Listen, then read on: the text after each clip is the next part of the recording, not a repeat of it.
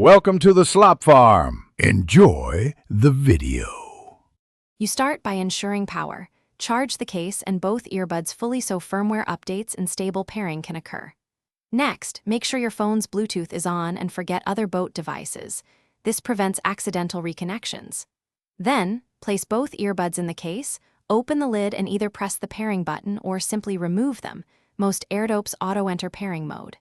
Listen for the voice prompt or watch the LED. Once you hear it, go to your device's Bluetooth list and select the Boat Airdopes. Once paired, you should confirm which earbud is primary. This affects call stability and mono use. If a boat app or firmware tool exists, update now because updates fix latency and battery behavior. Next, personalize touch controls so single, double, and long presses do what you want. Doing this reduces accidental skips.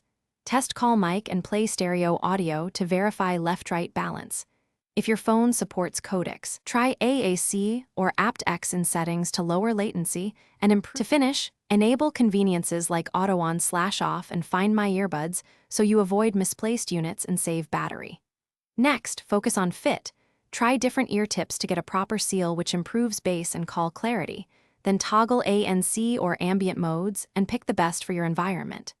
If things go wrong, reset the earbuds by holding the case or earbud button for about 10 to 15 seconds, then repair. If problems persist, confirm both batteries are charged and your device's Bluetooth version meets the Airdopes requirement. Thanks for watching. Consider subscribing if we helped you today.